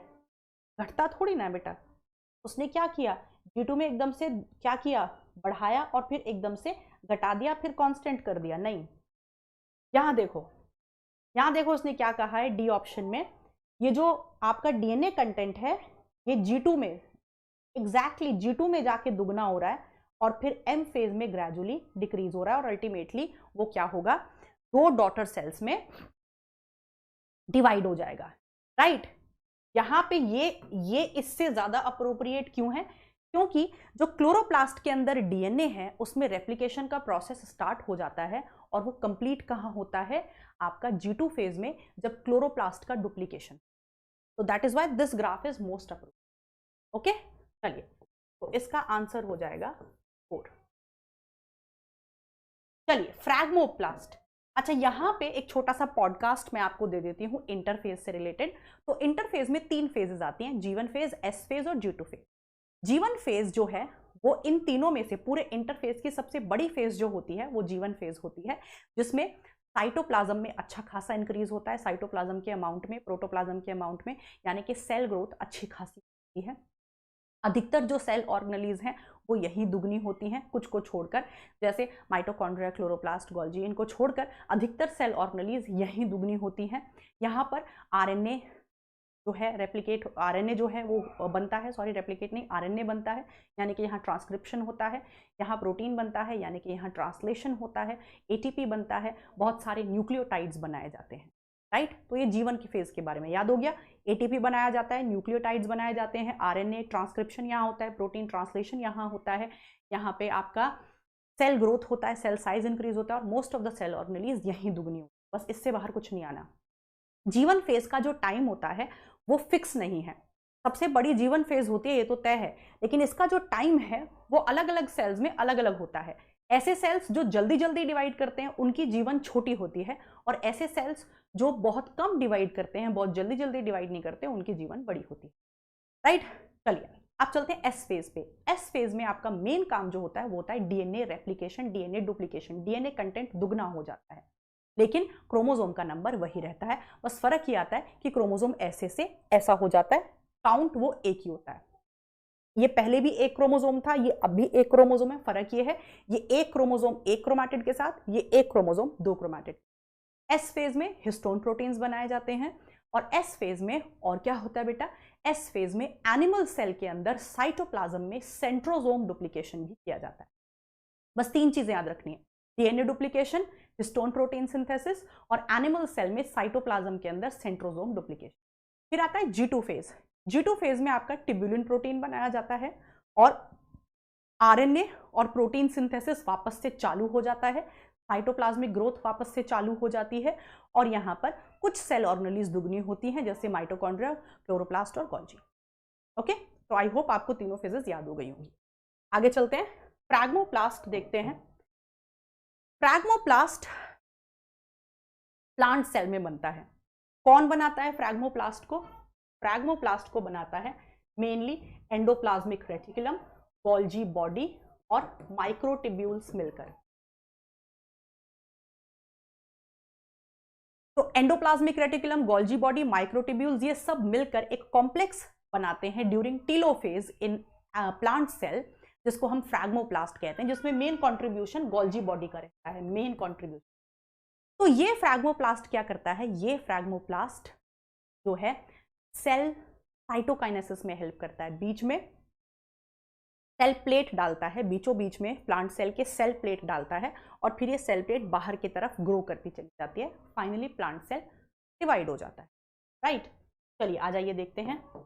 Helps in cell enlargement. Phragmoplast cell को बड़ा करने में हेल्प करता है? नहीं, सेल को डिवाइड करने में। Formation occur during cytokinesis of bacterial cell? No, plant cell. Help in plant cytokinesis? Yes, ये प्लांट में साइटोकाइनेसिस के दौरान हेल्प करता है। Formation occur during mitotic anaphase? No, anaphase के दौरान नहीं, ये टीलोफेज के दौरान बनता है। तो इसका आंसर हो जाएगा 4। राइट, तो यहां पे एक छोटा सा पॉडकास्ट दे देते हैं रिगार्डिंग साइटोकाइनेसिस। तो प्लांट सेल में साइटोकाइनेसिस फ्रैग्मोप्लास्ट की मदद से होता है, जहां पे फ्रैग्मोप्लास्ट बीचों बीच सेल प्लेट डालने में मदद करता है। ये सेल प्लेट बाहर की तरफ बढ़ती चली जाती है, यानी कि सेंट्रीफ्यूगली, कैसे? सेंट्रीफ्यूगली ग्रो करती है और अल्टीमेटली प्लांट सेल डिवाइड हो जाता है। लेकिन एनिमल सेल में साइटोकाइनेसिस में हेल्प करते हैं माइक्रोफिलामेंट्स। आप जानते हो माइक्रोफिलामेंट साइटोस्केलेटन होता है। ये माइक्रोफिलामेंट्स क्या करते हैं? प्लाज्मा मेम्ब्रेन को अंदर की तरफ धसा देते हैं और ये प्लाज्मा मेम्ब्रेन अंदर की तरफ धसती रहती है, सेल फरो बना देती है, यानी कि यहां पर सेंट्रीपीटल मूवमेंट हो रहा है और अल्टीमेटली एनिमल सेल डिवाइड करते हैं।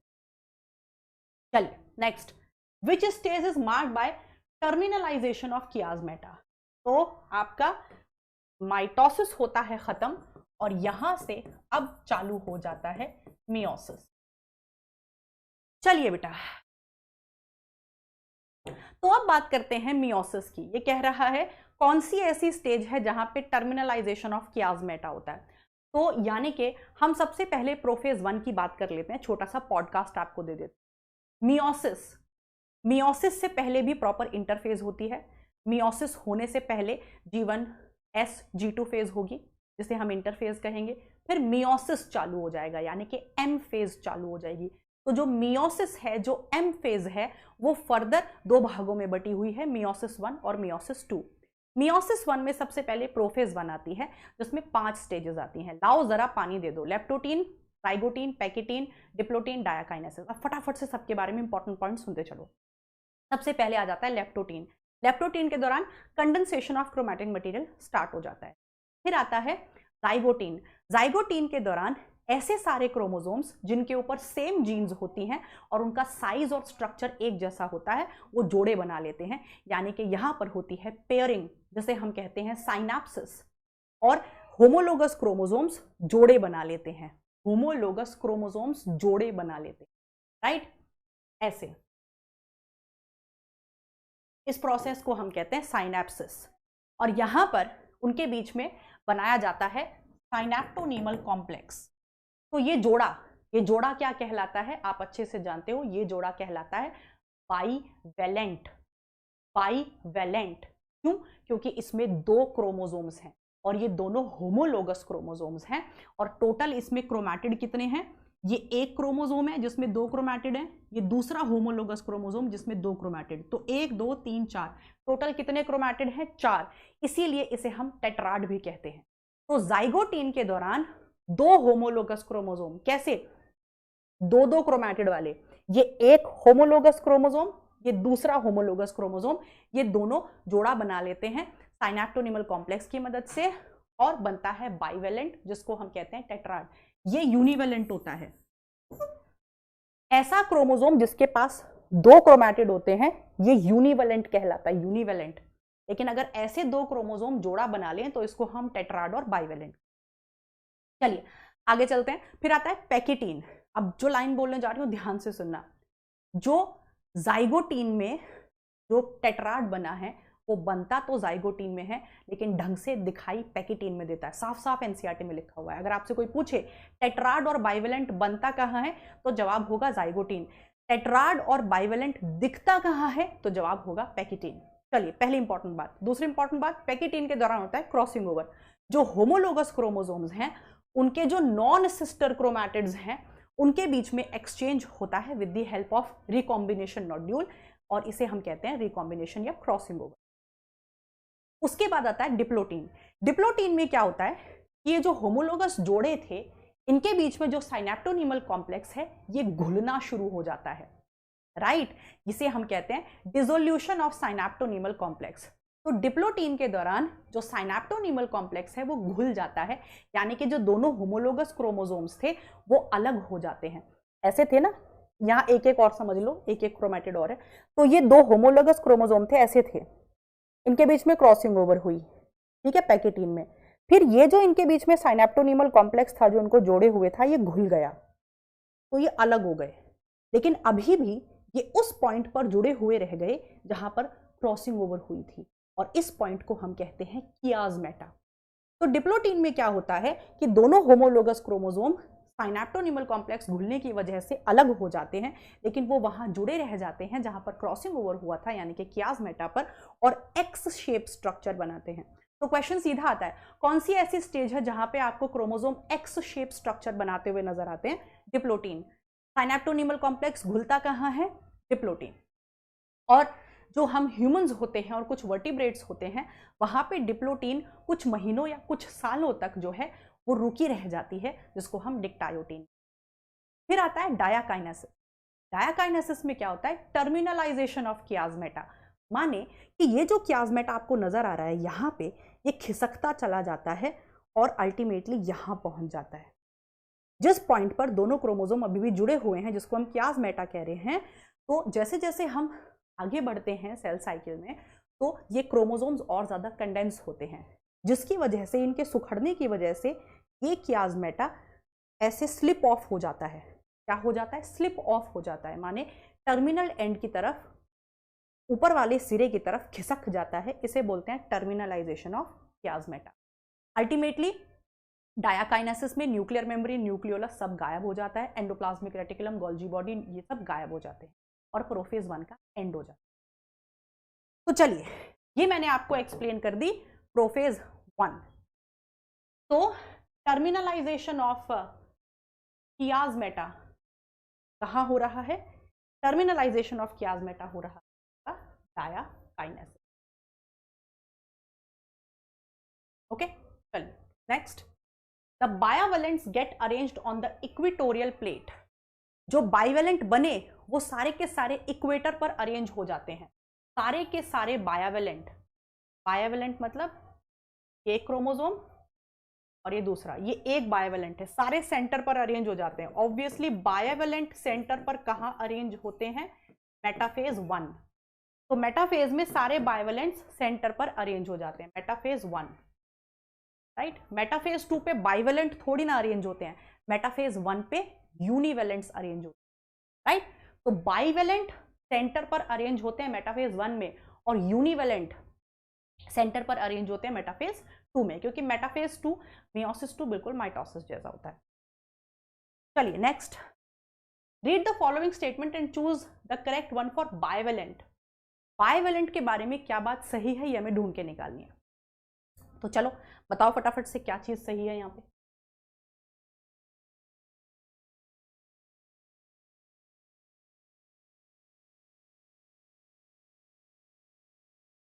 These are formed during zygotein.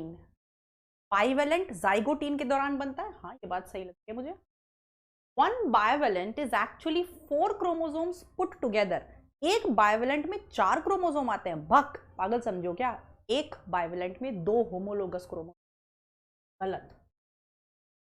बाइवेलेंट्स are more clearly visible during pachytene. Bivalent बनते तो जाइगोटीन में है, पर ढंग से दिखाई कहां देते हैं? पैकेटीन में। एनसीईआरटी की लाइन है, सही बात। A human somatic cell forms 23 bivalents. एक ह्यूमन सोमैटिक सेल में 23 बाइवेलेंट्स होते हैं।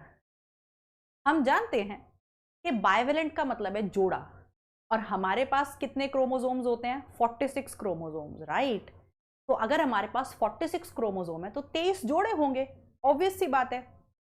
एक बाइवेलेंट में एक जोड़े में 2 क्रोमोसोम होते हैं, तो हमारे पास 46 क्रोमोसोम्स है, तो हमारे पास 23 बाइवेलेंट्स होंगे, सही बात है। लेकिन फिर भी मैं कह रही हूं ये स्टेटमेंट गलत है।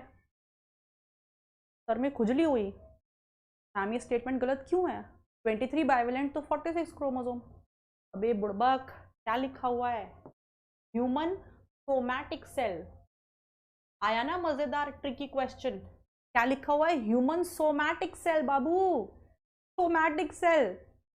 सोमैटिक सेल में थोड़ी ना मियोसिस होता है, सोमैटिक सेल में तो माइटोसिस होता है। और बाइवेलेंट्स मियोसिस के दौरान बनते हैं, माइटोसिस के दौरान नहीं। तो ह्यूमन सोमैटिक सेल में माइटोसिस होगा और वहां कोई बाइवेलेंट्स नहीं बनेंगे। हाँ, अगर ये यहां पे ये लिखता अ ह्यूमन मियोसाइट। मियोसाइट एक ऐसा सेल होता है, एक ऐसा डिप्लॉइड सेल होता है जिसमें मियोसिस हो सकता है। तो एक ऐसा डिप्लॉइड सेल जिसमें मियोसिस हो सकता है उसे हम मियोसाइट कहते हैं। जैसे कि हमारे गोनाड्स में, हमारे रिप्रोडक्टिव पार्ट्स में जो जर्म सेल्स प्रेजेंट होते हैं उन्हें मियोसाइट्स कहते हैं। सोमैटिक सेल में तो मियोसिस होता ही नहीं, राइट। देखिए आगे देखते हैं। The complex formed by a pair of synapsed non homologous chromosome is called bivalent. पागल समझो क्या? बाइवेलेंट में होमोलोगस क्रोमोसोम्स आते हैं, नॉन होमोलोगस क्रोमोसोम कभी जोड़ा नहीं बना। गलत। तो कितनी स्टेटमेंट सही हो गई? पहली और तीसरी, बाकी की तीनों गलत हैं। इसका आंसर बन जाएगा थर्ड। चलिए next. A homologous pair of chromosome. एक बाइवेलेंट के अंदर जो होमोलोगस जोड़ा होता है क्रोमोसोम का, उसके बारे में क्या सही है ढूंढ के निकालते हैं। Have exact same genes although may have different alleles. हाँ सही बात है। होमोलोगस क्रोमोसोम कौन से क्रोमोसोम होते हैं? जो बिल्कुल एक जैसे होते हैं, जिनका साइज एक जैसा होता है, जिनका स्ट्रक्चर एक जैसा होता है। अगर ये मेटासेंट्रिक तो ये भी मेटासेंट्रिक। अगर इस वाले क्रोमोसोम पर यहाँ प्लांट हाइट की जीन है तो इस वाले क्रोमोसोम पे भी एग्जैक्ट इसी पोजीशन पर प्लांट हाइट की जीन होगी। तो ये दोनों क्रोमोसोम होमोलोगस क्रोमोसोम तब कहलाएंगे जब इन पर बैठी जीन्स भी बिल्कुल एक जैसी होंगी, इनका साइज भी बिल्कुल एक जैसा होगा और इनका स्ट्रक्चर भी बिल्कुल एक जैसा। इन दोनों क्रोमोसोम पर बैठी जो जीन्स हैं वो सेम होती हैं, लेकिन उनकी अलील डिफरेंट हो सकती है। माने ऐसा हो सकता है कि यहां पर प्लांट हाइट की जीन कैपिटल टी फॉर्म में हो और यहां पर प्लांट हाइट की जीन स्मॉल टी फॉर्म में हो। हाँ, तो ये वाली बात सही है। Identical in size and appearance. हाँ, वो दिखते भी एक जैसे, उनका साइज भी एक जैसा होता है। Separate and move to opposite poles during mitotic division. भक, ये कह रहा है जो होमोलोगस क्रोमोसोम्स होते हैं वो अलग हो जाते हैं और ऑपोजिट पोल्स पर चले जाते हैं ड्यूरिंग माइटोटिक डिवीजन। नहीं, माइटोटिक नहीं, मियोसिस के दौरान ऐसा। तो ये लाइन गलत। तो इसका आंसर बन जाएगा बोथ 1 and 2। चलिए, in the prophase 1 of meiosis, okay, a meiocyte has 16 picogram of DNA. The amount in a gamete will be. Okay, nice, अच्छा क्वेश्चन है, थोड़ा सोचो। वो कह रहा है प्रोफेज 1 पे एक सेल के अंदर 16 पिकोग्राम डीएनए। प्रोफेज 1 पे, अच्छा क्वेश्चन है बहुत। एक सेल के अंदर कितना डीएनए है? 16 पिकोग्राम डीएनए। ठीक है, इमेजिन करो प्रोफेज 1, राइट। क्या होगा? जोड़े होंगे। सपोज मैं 4 क्रोमोसोम का एग्जाम्पल लेके बता रही हूँ। 4 क्रोमोसोम में इतना डीएनए कंटेंट, राइट। 4 क्रोमोसोम कितने जोड़े बनाएंगे? 2। एक जोड़ा ये। सपोज हम ये मानकर चल रहे हैं कि एक सेल के पास 4 क्रोमोसोम है और डीएनए कंटेंट 16 है। प्रोफेज 1 में ये कंडीशन है। तो अल्टीमेटली जब इसमें मियोसिस खत्म हो जाएगा तो जो गैमीट्स बनेंगे के पास कितना होगा डीएनए डेंट।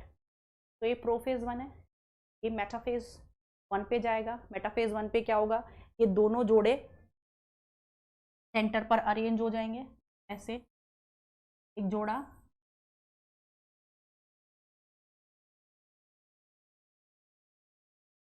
एक जोड़ा और ये दूसरा जोड़ा। ठीक है, ये मेटाफेज हो जाएगी। ये क्या हो जाएगी, मेटाफेज 1। ठीक है बेटा, मेटाफेज 1, राइट। फिर मेटाफेज 1 में भी कितना डीएनए कंटेंट है, 16। प्रोफेज 1 में, मेटाफेज 1 में 16 डीएनए कंटेंट है, हमने कहीं कुछ है तो है नहीं। फिर एनाफेज पे क्या होगा, ये ऊपर चला जाएगा, ये नीचे चला जाएगा, यानी कि 8 पिकोग्राम डीएनए ऊपर, 8 पिकोग्राम डीएनए नीचे। कहाँ, एनाफेज 1 पे। देखो एनाफेज 1 की अगर बात करूं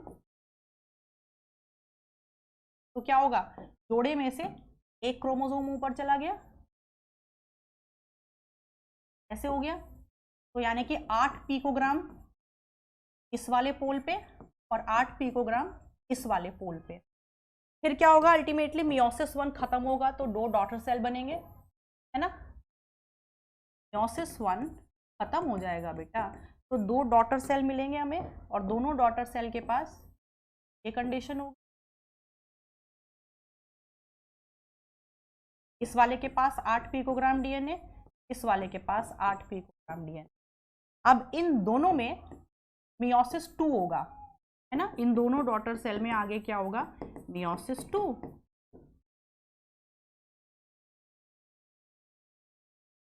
क्या होगा बेटा, मियोसिस 2 होगा, राइट।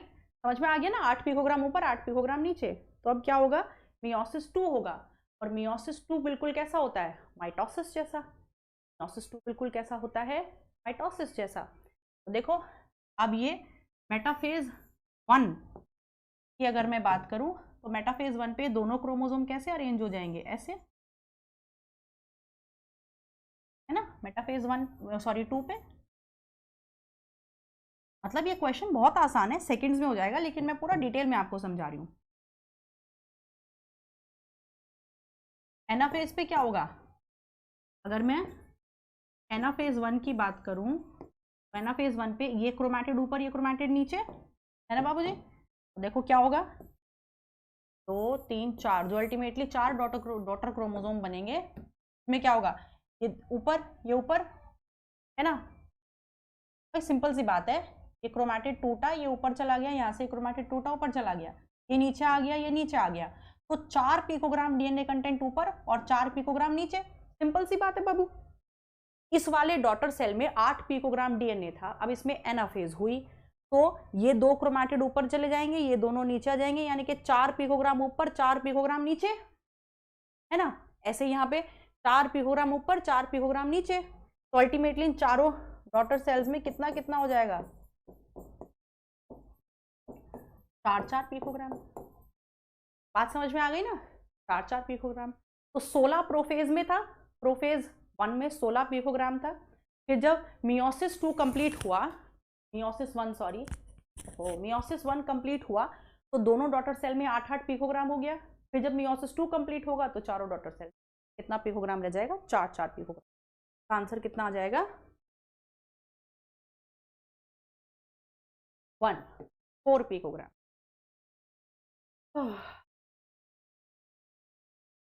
बात समझ में आ गई मेरे बच्चों, ठीक है। चलिए, कोई दिक्कत, क्लियर है। चलिए आगे चलेंगे।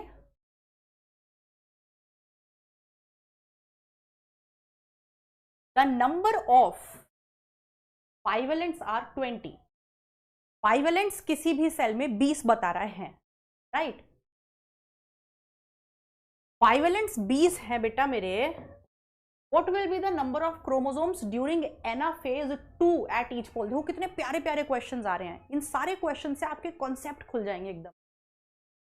नंबर ऑफ बाइवेलेंट्स कितने बता रहा है बेटा, 20 बता रहा है।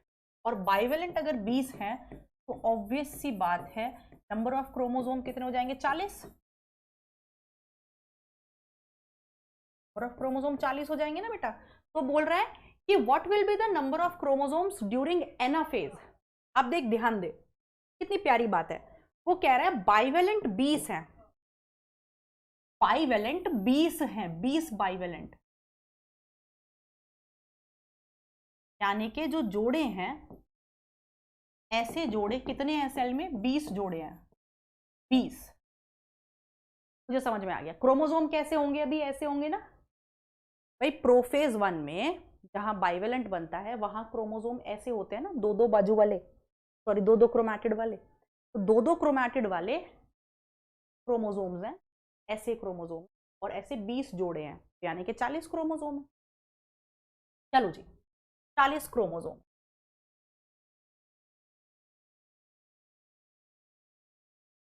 अब ये मेटाफेज पे सारे अलाइन होंगे।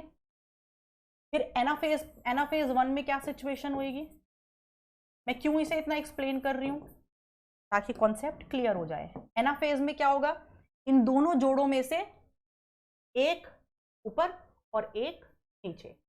तो एक क्रोमोसोम 2 क्रोमैटिड वाला ऊपर और एक क्रोमोसोम 2 क्रोमैटिड वाला नीचे, यानी कि एनाफेज 1 पे 20 बाइवेलेंट है ना, हाँ, तो 20 क्रोमोसोम ऊपर और 20 क्रोमोसोम नीचे, है ना बेटा। देख, 20 क्रोमोसोम ऊपर होंगे और 20 क्रोमोसोम नीचे होंगे, टोटल 40 क्रोमोसोम, जिसमें से 20 ऊपर चले गए, 20 नीचे आ गए।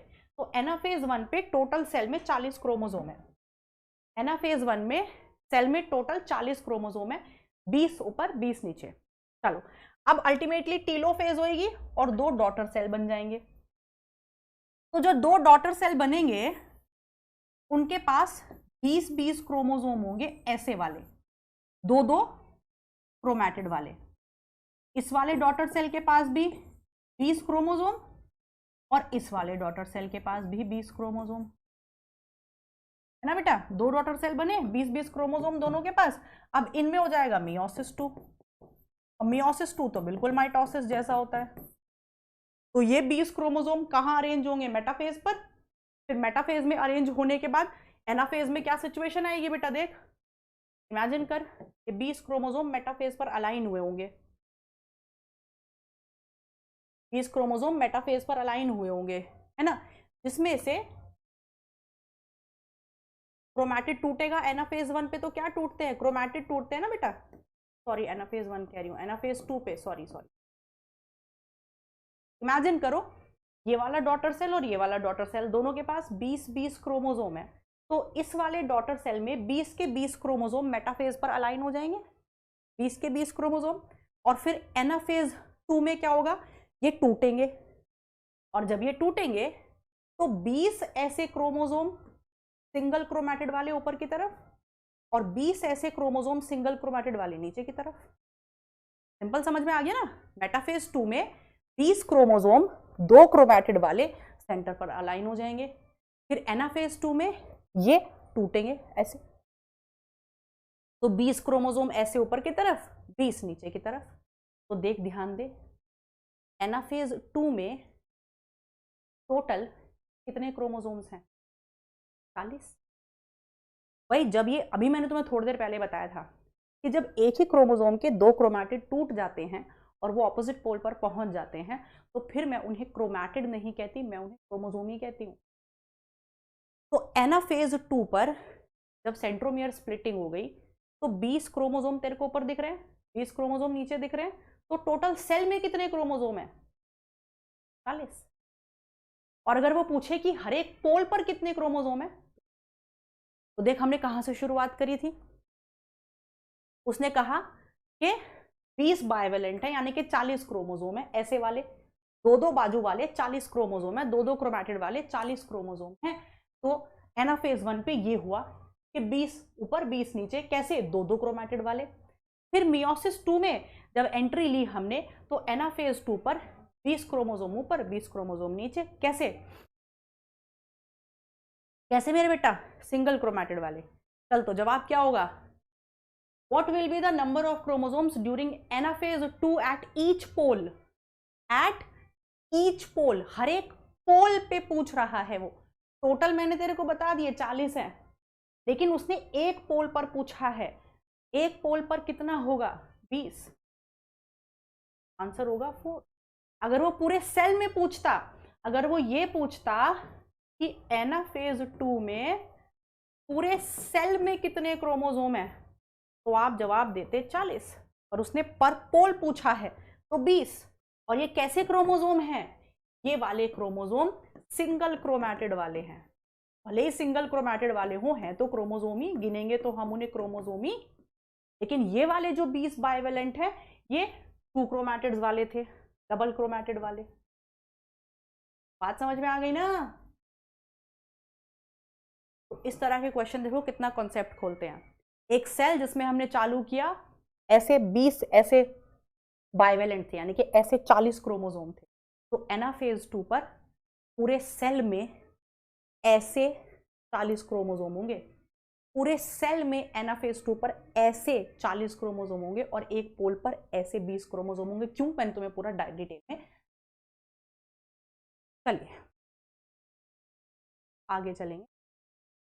How many chromosomes will be found in a cell at anaphase 2 having 2n is equal to 25। वो कह रहा है एक डिप्लॉइड सेल है जिसमें 50 क्रोमोसोम है और उसमें मियोसिस हो गया, राइट? सिंपल सी बात है बेटा, अभी बताया। देखिए यहाँ बाइवेलेंट कितने थे? 20, यानी कि 40 क्रोमोसोम थे। तो एनाफेज 2 पे पर पोल पे कितने क्रोमोसोम आए? 20। देखिए यहाँ क्या कह रहा है, यहाँ कह रहा है 50 क्रोमोसोम है। 50 क्रोमोसोम कितने हैं? 50। तो बाइवेलेंट कितने होंगे? 25।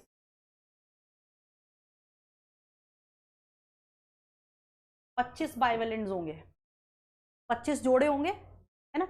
अब इमेजिन कर, 25 जोड़े, यहाँ 20 जोड़े थे, यहाँ 20 जोड़े थे, यहाँ 25 जोड़े हैं। वो एनाफेज 2 पर पूरे सेल में पूछ रहा है, पूरे सेल में।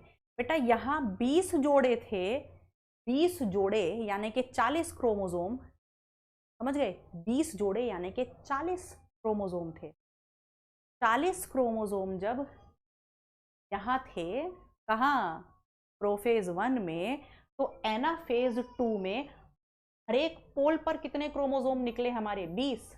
और अगर पूरे सेल में पूछता तो 40। क्यों निकले? क्योंकि फर्क ये है, यहां वो ऐसे थे, लेकिन यहां एनाफेज 2 पर वो ऐसे होंगे, पर नंबर तो सेम है, नंबर तो सेम है। समझ रहे हो? बात को समझो, आई होप समझ रहे हो। तो अगर यहां बेटा 20 जोड़े यानी कि 40 क्रोमोसोम थे, तो एक पोल पे 20 क्रोमोसोम थे, यानी कि टोटल सेल में 40 क्रोमोसोम थे। तो यहां अगर 50 क्रोमोसोम है तो ऑब्वियसली बेटा आंसर क्या बनेगा? 1। और ऐसा क्यों होगा समझ जाओ, बिल्कुल पिछले वाले क्वेश्चन की तरह।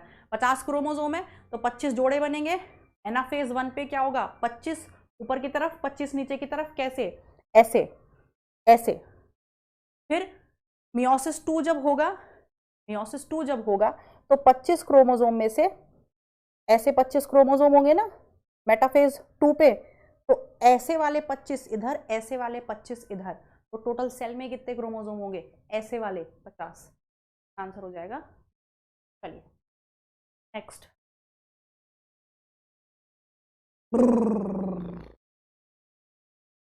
चलिए प्रोफेज 1, प्रोफेज 1 पहले जल्दी से पॉज करो, सॉल्व करो, फिर मेरे साथ।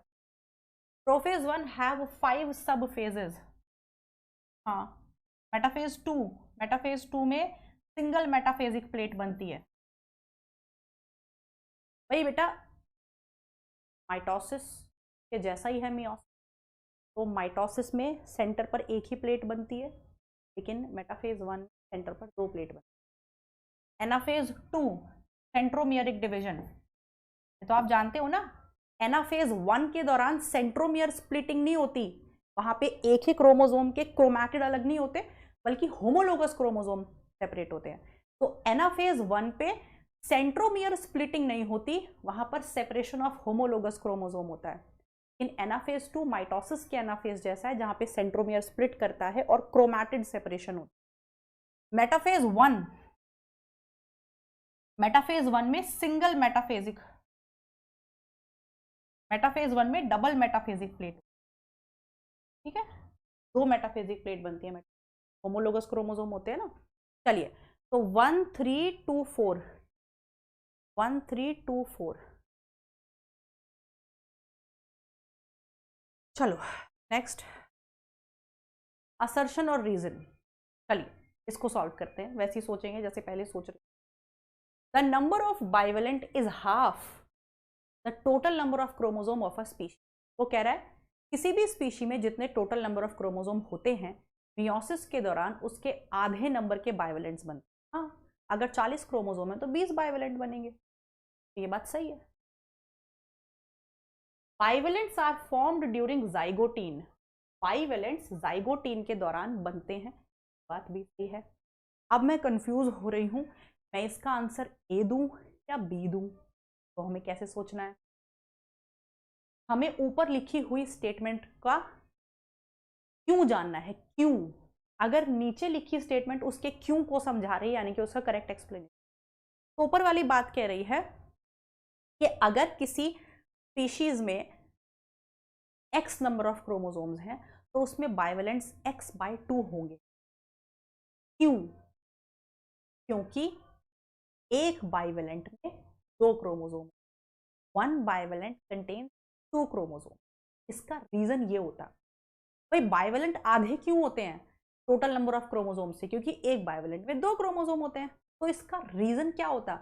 इसका रीजन होता because 1 bivalent contains 2 homologous chromosome. इसीलिए जितने क्रोमोसोम होते हैं उसके आधे नंबर ऑफ बाइवेलेंट। तो नीचे लिखी हुई बात सही तो है, पर वो ऊपर लिखी हुई बात का क्यों एक्सप्लेन नहीं कर रही, तो इसीलिए इसका आंसर ए नहीं बी होगा। ठीक है, चलिए। A particular cell has half as much DNA as some of other cells in a mitotically active tissue. Again, बहुत बढ़िया सा क्वेश्चन। देखो पहले समझ लो क्वेश्चन को, तुम खुद समझो फिर मैं समझू। ये कह रहा है एक सेल है, उसमें जो डीएनए कंटेंट है वो आधा है एज कंपेयर टू उसका ही जैसा सेल जो माइटोटिकली एक्टिव है। तो बताओ वो सेल अपनी कौन सी स्टेज में होगा? कोई कह रहा है 2 सेल हैं, समझो इसको, 2 सेल हैं और ये दोनों ही माइटोटिकली एक्टिव हैं, मतलब दोनों में ही माइटोसिस चल रहा है। इसमें भी माइटोसिस चल रहा है और इसमें भी माइटोसिस चल रहा है।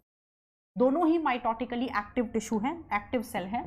लेकिन ये कह रहा है कि इस वाले सेल के कंपैरिजन में अभी इस वाले सेल में डीएनए का कंटेंट हाफ है। तो बताओ कि ये सेल माइटोटिकली एक्टिव है, दोनों सेल माइटोटिकली एक्टिव हैं और इसमें माइटोसिस काफी आगे बढ़ चुका है, लेकिन इस सेल के कंपैरिजन में अभी इस सेल में डीएनए कंटेंट हाफ है। तो बताओ ये वाला सेल अपनी कौन सी फेज में होगा? ऑब्वियसली वाला फेज अपनी जीवन फेज में होगा। ये हम जानते हैं जीवन फेज में डीएनए दुगना नहीं होता। ये सेल अगर अपनी G2 फेज में भी होगा तो इसके कंपैरिजन में इस सेल में डीएनए कंटेंट आधा होगा, क्योंकि S फेज के बाद तो डीएनए कंटेंट दुगना हो जाता है। बात समझ में? चलिए, तो होमवर्क है बेटा, प्रैक्टिस शीट आपको। चलिए, तो बेटा मैंने बहुत ही अच्छे क्वेश्चन खुद से फ्रेम किए थे जिससे एनसीईआरटी की लाइन भी आपके कवर हो जाए, जिससे आपको ये भी समझ में जाए कि जो ट्रिकी लाइंस हैं, जो ट्रिकी क्वेश्चंस सिली मिस्टेक करके इग्नोर करके क्वेश्चन गलत कर वो ना हो, राइट। जो क्वेश्चंस हैं वो भी मैंने आपको सॉल्व कराए रिगार्डिंग कि कहाँ डबल क्रोमैटिड स्टेज में होता है क्रोमोसोम, कहाँ सिंगल क्रोमैटिड स्टेज होता है, कहाँ डीएनए बढ़ता है घटता है, सब समझाने की कोशिश की है। उम्मीद है आपको समझ में आया होगा। एक बार ये लेक्चर देखने के बाद एनसीईआरटी लाइन कर लेना और आपका चैप्टर। इससे टफ क्वेश्चन नीट में पूछेगा ही नहीं। जो क्वेश्चंस मैंने आपको करा दिए ये इस लेवल के करा दिए कि इससे नीचे नीचे ही नीट में क्वेश्चन आएंगे, इससे ऊपर नहीं आ सकते, राइट। ऑल द बेस्ट, मिलते हैं अगली क्लास में with living world and biological classification. तब तक के लिए गुड, तब तक के लिए खुश रहो, मस्त रहो।